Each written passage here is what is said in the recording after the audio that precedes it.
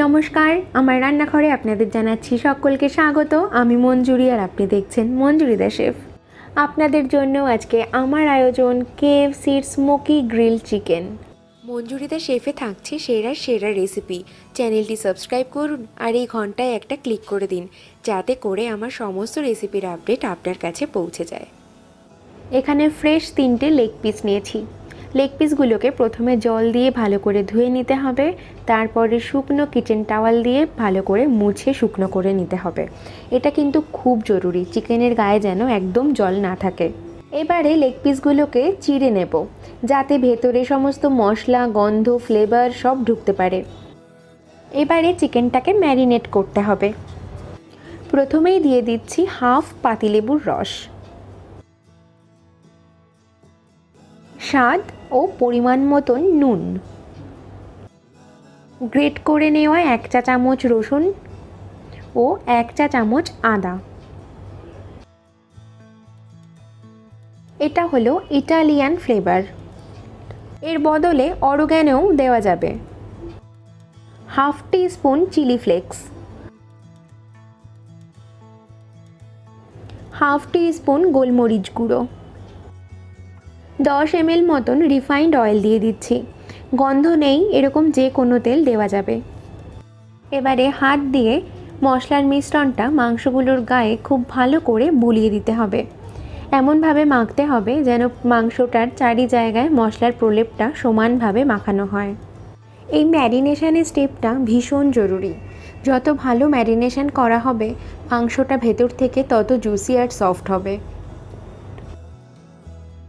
এটাকে এখন ঢেকে রুম টেম্পারেচারে রেখে দেব 1 ঘন্টা।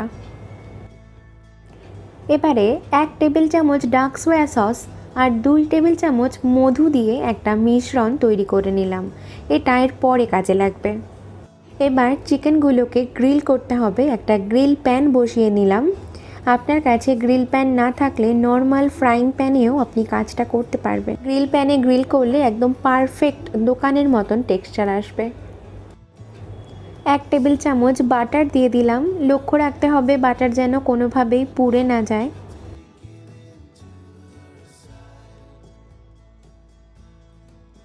এবারে ম্যারিনেশনের যে মশলাগুলো, সেগুলো যেন চিকেনের গায়ে না থাকে, চিকেন থেকে মশলা আলাদা করে চিকেনগুলো এক এক করে প্যানের ওপর সাজিয়ে দিচ্ছি। প্রথম 1 মিনিট হাই ফ্লেমে চিকেনটাকে ফ্রাই করতে হবে। 30 সেকেন্ড অন্তর অন্তর উল্টে দিচ্ছি। প্রথম 30 সেকেন্ড অন্তর এখন উল্টে দিলাম।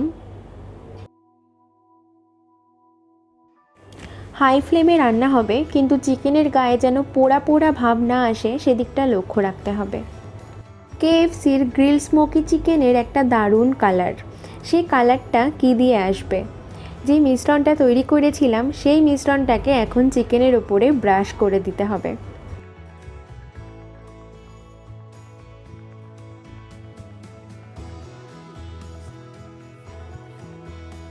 1 মিনিট হয়ে গেছে। গ্যাসের ফ্লেমটা এবারে লো মিডিয়ামে করে দিচ্ছি। এবারে 5-7 মিনিট সময় নিয়ে চিকেনটাকে ভাজবো। যখনই উল্টে দেব, প্রতিবার ওই মিশ্রণটা ব্রাশ করে দেব। দারুণ কালার আসবে চিকেনে।